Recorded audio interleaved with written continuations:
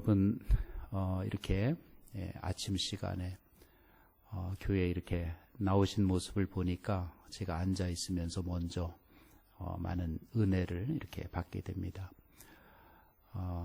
오래간만에 제가 이제 한국에 이렇게 나와서 이 한국의 신앙생활하는 귀한 모습 보니까 하나님 나라의 소망을 가지고 걸어가는 그러한 사람들의 귀한 모습을 통해서 하나님께서 은혜를 주시는 것 같습니다.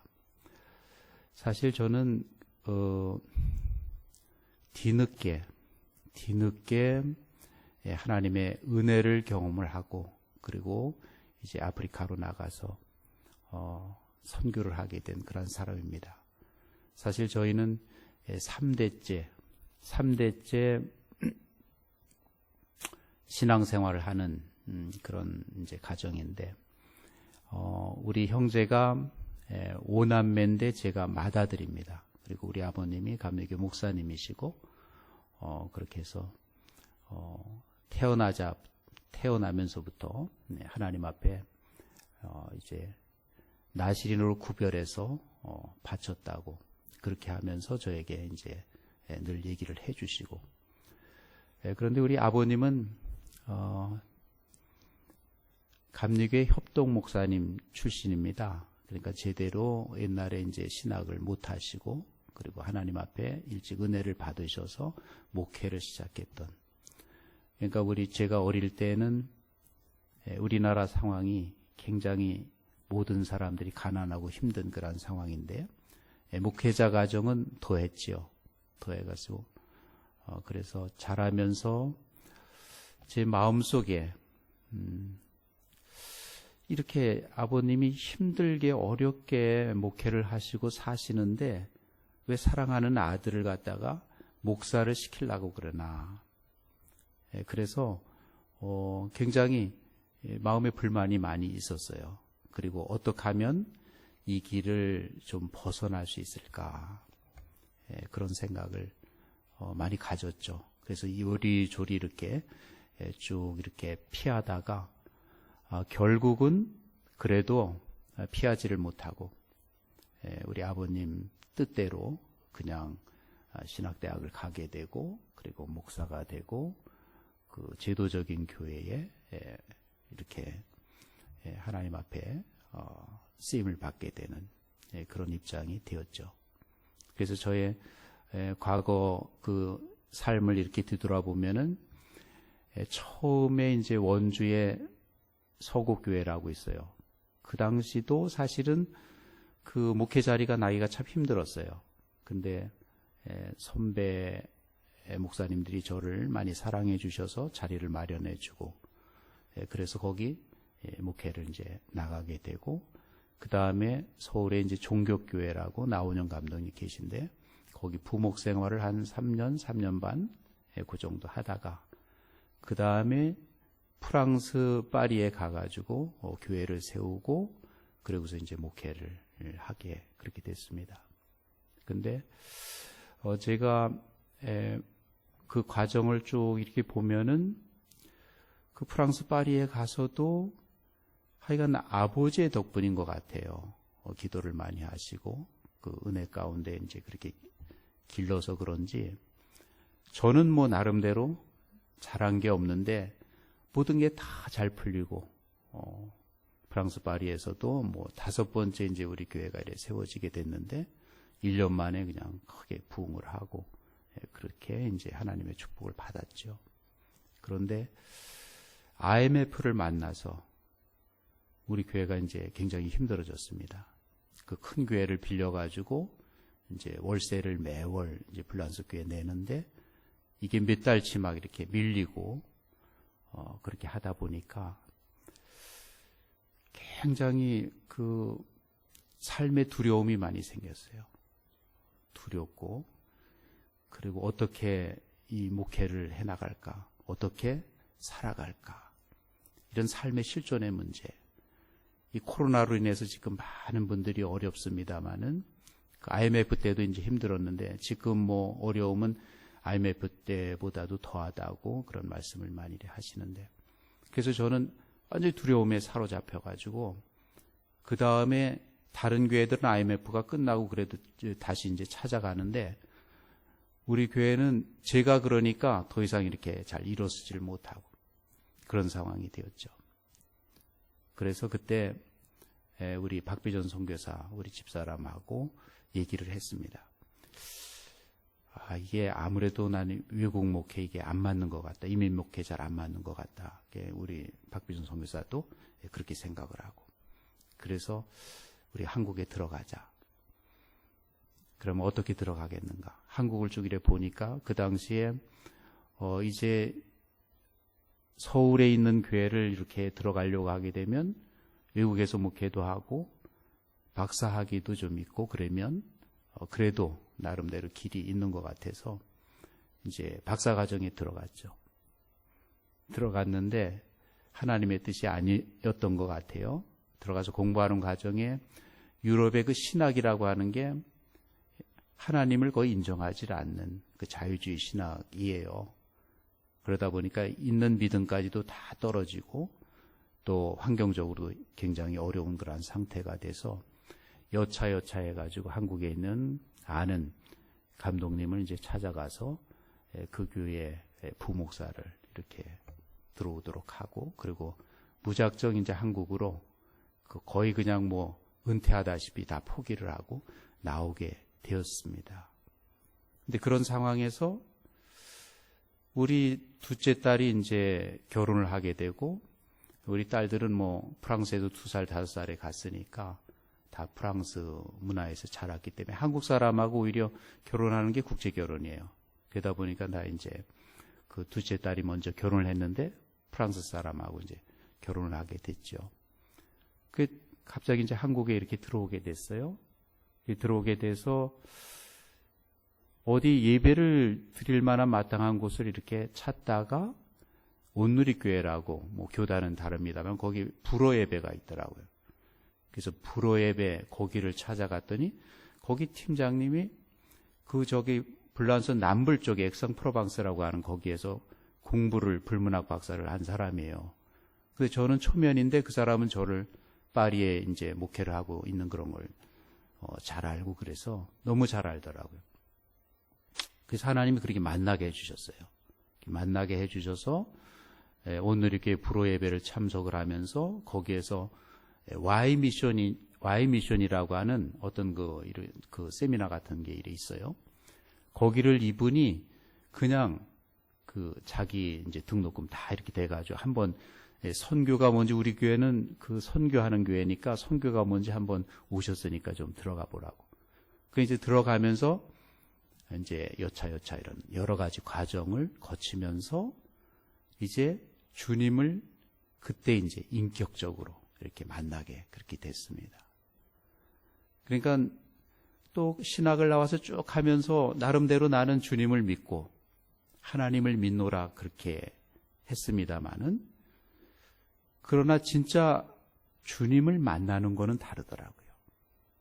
진짜 성령 안에서 거듭나는 거는 다르더라고요. 우리가 보통 복음을 얘기할 때 그렇게 얘기를 하죠. 예수를 믿으면 하나님의 자녀가 되고 예수를 믿으면 영생을 얻고 예수를 믿으면 그 안에서 하나님이 주시는 복 가운데 행복한 삶이 이렇게 이어지는 이게 이제 복음의 핵심이라고 볼 수가 있습니다. 머리로는 다 알고 있는 거죠. 그런데 이것이 경험이 되어지는 거는 요한복음 3장에 니고데모 얘기가 나옵니다마는 물과 성령으로 거듭나서 정말 하나님의 자녀가 되고 요한일서 5장 13절에 있는 것처럼 너희 안에 영생이 있는 줄 모르느냐 이렇게 질문하는 것처럼 영생이 내 안에 있구나.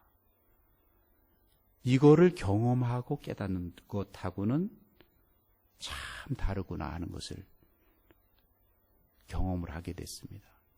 저는 거의 그래서 50이 다 돼서 목사의 신분으로 쭉 이렇게 목회를 그냥 대대로 이렇게 했습니다마는 하나님 앞에서 복음 안에 들어가고 복음의 능력과 나타남과 복음 안에서 주시는 하나님의 은혜를 경험한 이라는 것은 50이 다 됐어요. 깨닫게 그렇게 된 거예요. 그래서 하나님 앞에 부르심을 받았고, 아프리카 선교사로 부르심을 받았고, 나는 허드슨 그 테일러라고 하는 그 선교사 전기를 읽으면서 많은 은혜를 받았어요. 그래서 하나님 앞에 나도 이 사람처럼 좀 했으면 좋겠다 생각을 해서 이름을 허드슨이니까 허드림으로 이렇게 돌림자로 그렇게 해서 내가 이름을 갖다가 생각을 해서 예명을 그렇게 줬어요. 그런데 어느 날 하나님께서 대배를 보는데 오늘 어린이 주일입니다마는 세례식, 유아 세례식 이렇게 진행이 되는데 그때 강하게 제 마음속에 하나님께서 은혜를 주시면서 너도 저렇게 어려서부터 하나님 앞에 드려졌다. 그 말씀을 주시는 거예요. 그러면서 너의 본래 이름이 그것이니라 하는 온몸의 그러한 하나님의 그 감동이라고 할까? 이게 주어지는 거예요. 그래서 제 허드림이라고 하는 이 이름은 그냥 내가 예명으로 한 게 아니라 내가 지었지만 하나님께서 인을 쳐주신 거예요. 너도 저와 같이 일찍부터 바쳐졌느니라. 이게 꿈이라고 하는 뜻은 아니에요. 하나님 앞에 드립니다. 그 은혜를 경험을 하게 된 거예요. 지금 이렇게 생각을 하게 되면 하나님 앞에 부르심, 또 하나님의 자녀가 되고, 또 영생이 내 안에 들어오고, 그리고 복음 안에서 세파가 어떻게 돼가든, 세상이 어떻게 돼가든, 내가 사막 한가운데 있다 할지라도 주님이 나와 함께 계시면 행복하고, 기쁘고, 두려움이 없고, 이런 모든 것이 하나님의 은혜구나. 이것을 뒤늦게 제가 깨닫게 되는 그런 사람이 된 거죠. 참 너무나 그때서부터는 왜 그렇게 주님 이름만 불러도 날마다 눈물만 나고 감사가 흘러넘치고 그런지 알 수가 없어요. 이게 모든 예수를 믿는 모든 사람들이 하나님 앞에서 경험하는, 그리고 경험되어져야만 하는 그런 문제라고 하는 것을 저는 만일에 느꼈습니다. 오늘 아침에 이렇게 하나님 앞에 나온 여러분은 어떻게 생각을 하시나요? 복음이란 예수를 믿으면 그러면 하나님의 자녀가 되고, 하나님의 자녀가 되는 권세가 있고, 하나님의 자녀가 됨의 축복이 있는데 여러분은 그것을 경험을 하고 사시나요? 한국에 들어와서 이래 보게 되면 주일날 많은 성도들이 교회를 나와요. 그런데 예수님을 다 믿는다고 해요. 그런데 예수님을 진짜 믿는 사람이 많지 않은 것 같아요. 진짜 믿는 사람. 예수님을 진짜 믿어야 되는데 어떤 사람은 진짜 예수님을 믿는다고도 그래요. 그런데 가만히 이래 삶을 보게 되면 세상 거 더 좋아하고, 세상에 관심이 더 많고, 세상 것으로 인해서 늘 불안하고 염려하고 걱정하고, 주님과 가깝기보다는 세상과 더 가까워요. 주님을 믿으려면 진짜 주님을 믿어야 돼요. 저는 두려움의 영에 딱 이렇게 사로잡혔을 때 저를 치유하신 거는 요한복음 14장 1절이에요. 너희는 마음에 근심하지 말라. 하나님을 믿으니 또 나를 믿으라. 주님께서 저에게 말씀하세요. 너 나 믿어? 나를 믿으라고. 걱정하지 말고 나를 믿으라고.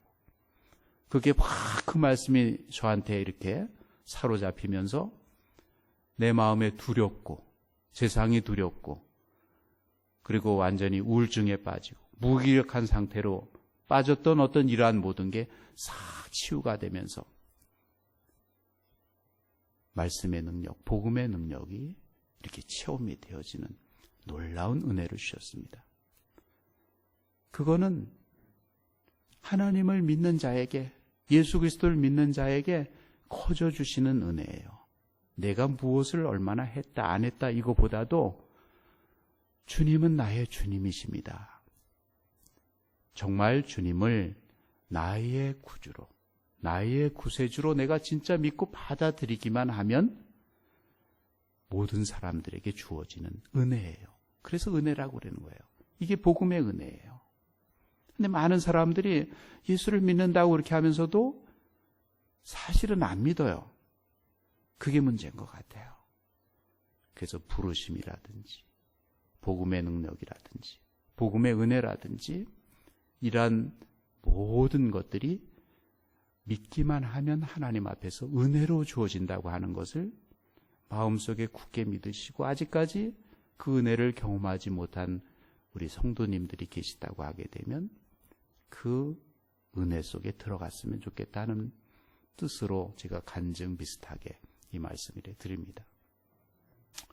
저는 코트디부아르로 이렇게 이제 하나님께서 부르셔서 이렇게 가봤더니, 그 다음에 하나님이 부르셨기 때문에 그 다음에 모든 일들은 하나님이 다 하시더라고요. 처음에 딱 이래 갔더니 코트디부아르는 그 개신교가 한 12.5% 정도 그렇게 이제 돼 있는데, 근데 개신교 중에서 제일 교단이 감리교단이에요. 그래서 전 놀랐어요. 아니 여기 한국에서는 장로교단이 뭐 200개 이상의 파로 이렇게 많이 갈라져 있기는 합니다만은 어쨌든 장로교 이렇게 붙어 있는 교회들이 대부분인데, 그런데 코트디부아르에서 아유 감리교가 제일 교단이라니, 그러면서 놀랐어요. 하나님이 미리 인프라를 다 구축해 놓으시고 하나님께서 나를 일로 보내셨구나, 그 느낌이 딱 들더라고요. 그러면서 매일매일 내가 나의 옛사람을 이젠 죽이고 나는 죽고 예수로 사는 십자가 복음으로 이제 살겠다, 그렇게 하니까 하루하루 그 다음에 하나님께서 펼쳐주시는 그 은혜가 날마다 새로워요. 그래서 저는 나가가지고, 사람들은 인간의 육안으로 쳐다볼 때는 아프리카까지 가서 얼마나 고생이 많을까, 그렇게 동정하는 그런 사람들이 참 많이 있지만, 저는 하루하루가 너무 행복하고 늘 설레는 마음이에요. 오늘은 하나님이 무슨 일을 하실까? 오늘은 하나님이 무슨 일을 하실까? 이게 하나님을 믿는 사람이 누리는 행복이에요. 누리는 축복이고. 그래서 우리는 이 세상을 살아가면서 내가 힘쓰고 애써가지고 되는 게 하나도 없잖아요. 그래서 우리 주님이 계신 거잖아요. 히브리서 2장 13절 14절에 보게 되면 예수님께서 오신 게 사망 권세를 잡은 자 마귀를 멸하시기 위해서 오셨다고 그랬어요. 그리고 일생 동안 죽을 바와 벌벌 떠는 우리들을 거기에서 해방시키기 위해서 오셨다, 이렇게 말씀을 하고 있어요. 이게 복음의 능력이고 복음의 은혜거든요.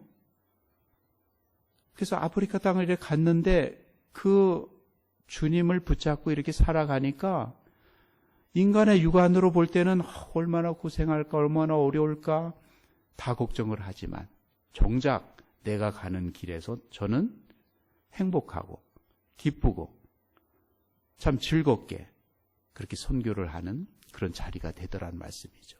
이 은혜는 주님을 믿는 모든 사람들에게 있는 자리에서 누구나 다 주시는 은혜인 것입니다. 그래서 저는 코트디부아르 이렇게 가가지고 하나님께서 이렇게 저렇게 복을 주셔서 처음에는 가가지고 그냥 복음만 전하겠다 이렇게 생각을 하고 갔어요. 그런데 5헥타르 땅을 또 하나님께서 이렇게 주셔서 거기 은혜 마을을 조성하게 하시고, 어떻게 보면은 거기가 코트디부아르 한 중간 정도가 위에서 내려오는 이슬람 세력하고 밑에서 이렇게 올라가는 기독교 세력이 만나는 그런 지점이에요. 거기에 야전 사령부처럼 그 베이스 캠프를 하나님께서 만들도록 그렇게 하셔서 영적 전쟁을 할 수 있도록 그렇게 거기를 또 이렇게 만들어 주시더라고요. 그래서 오획타르를 조성하면서 아까 영상도 이렇게 보셨습니다만은 그렇게 여러 가지 필요한 것들을 이렇게 해나가고 있는데, 어느 날 저의 마음속에 그런 생각을 주시더라고요. 많은 선교사들이 선교를 하고 그 다음에 이제 은퇴를 하고 한국으로 복귀하는 걸 생각을 하는데, 복음을 전하다가 여기서 죽어야 되겠구나 이런 생각이 드는 거예요.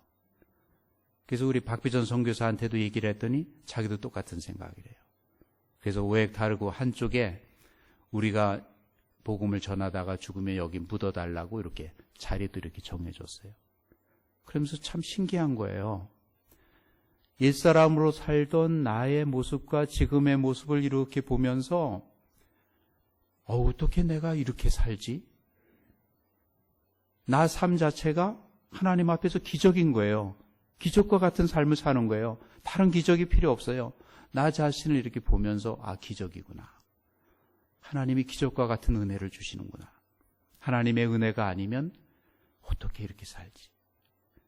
과거의 옛사람으로서는 아프리카 그렇게 하면은 거기는 못 갈 때, 거긴 갈 수가 없는데, 도저히 불가능한데 이렇게 생각했던 나죠. 그리고 아프리카 사람들이 아무리 깨끗하게 뭘 음식을 해서 이렇게 준비해 준다고 하더라도 우리 한국 사람들의 그런 정서가 있잖아요. 검은 손으로 이제 막 이렇게 저걸 하고 그렇게 하니까 비유가 좀 상하고 그런 사람들은 쉽게 음식도 먹지도 못하고 그럴 거 아니에요. 근데 그 모든 것들이 다 이렇게 가능한 나 자신을 이렇게 보면서 이게 내 힘이 아니구나. 하나님께서 은혜를 주셔야 이게 가능한 거구나. 그래서 내 삶 자체가 기적인 거예요. 우리가 이 세상을 이렇게 살아갑니다마는 세파에 많은 믿는 사람들이 시달리면서 살아가요. 또 때로는 고통 가운데 있는 그런 분들도 있어요. 그러나 사망아 너의 쏘는 것이 어디 있느냐. 사도 바울이 그렇게 얘기한 것처럼 부활의 참 소망 되시는 주님을 의지하고 주님과 동행하는 그러한 사람들에게는 문제될 게 하나도 없거든요. 그 은혜의 눈만 이렇게 띄어지게 되면 사실 우리에게 이것이 참 필요한 시대예요. 코로나로 이렇게 해가지고 어려움을 당합니다마는 하나님의 섭리도 있어요. 그냥 형식적으로 신앙생활하던 우리 한국교회 성도들을 하나님께서 코로나를 통해서 주님과 동행하도록, 주님과 가까워지도록. 다른 게 너무 많이 펼쳐지면 주님 바라보기보다는 다른 거 너무 많이 바라봐요. 그런데 정작 중요한 거는 우리 주님을 늘 바라보는 삶이에요. 그러니까 그걸 위해서 하나님께서 코로나를 주셨다고 또 볼 수도 있어요. 어쨌든 문제의 해결은 우리 주님밖에 없어요. 길이요, 진리요, 생명 되신 주님을 어느 자리에서든 바라보고 믿고 손잡고 의지하고 걸어가게 되어지면 이 세상의 문제는 아무것도 아니에요. 아무것도 아니에요. 그걸 위해서 우리 주님께서 이 땅에 오셔서 십자가를 지신 거예요. 우리 주님이 죽으셨다고 하는, 우리를 위해서 죽으셨다고 하는 이 사실은 믿는 자에게는 너무나 놀라운 은혜예요.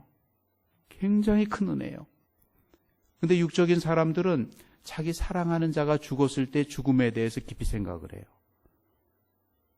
근데 우리 주님이 나를 위해 죽으셨다고 하는 거, 이거는 내 사랑하는 자가 죽은 거, 내 사랑하는 아들, 딸이 죽은 거, 그거 유가 아니에요. 죽음의 문제 이런 것들, 이것을 갖다가 다 해결해 주시고 극복하는 십자가의 죽으심이기 때문에 그렇습니다. 그분이 죽음으로 인해서 우리의 길이 열리고 영생의 길이 열리고 사망 권세를 넘어서서 부활의 소망이신 주님을 바라볼 수 있는 시장 가운데 새롭고 산 길이 쫙 열린 거예요.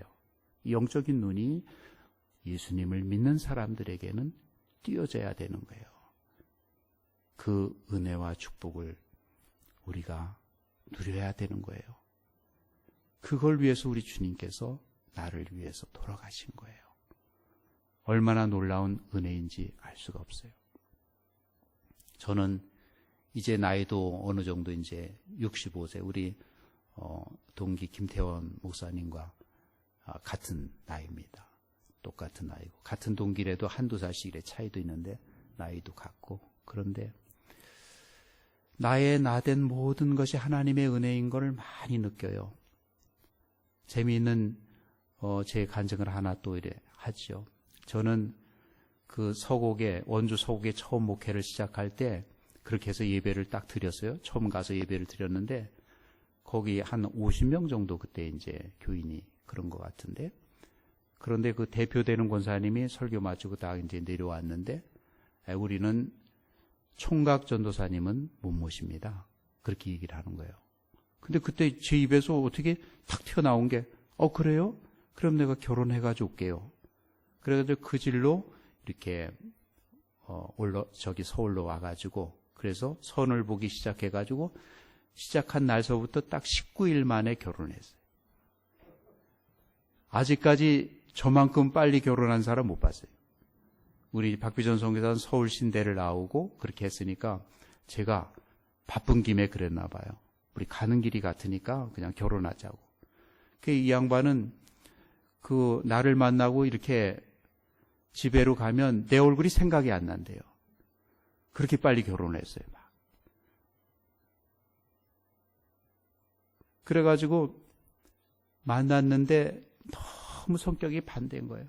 너무 성격이 반대예요. 그래가지고 이런 여자 처음 봤다 그러면, 이런 남자 처음 봤다 그러면 맨날 싸우는 거예요.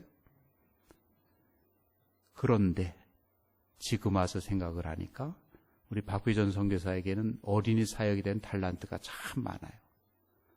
꼬트디부아르를 갔더니 어리더니 그냥 세고 셌어요. 아까 동영상도 봤잖아요. 우리가 시골 산지 이렇게 가면서 한 30개 빌라지를 갖다 정해가지고 이제 정기적으로 이렇게 나가면서 전도를 해요. 근데 워낙 탤런트가 많으니까 아무리 저거 해도 피곤하지 않고, 또 탤런트대로 하나님께서 사용을 하시니까 물 만난 고기가 된 것처럼 아주 얼마나 사역을 잘하고 있는지 몰라요.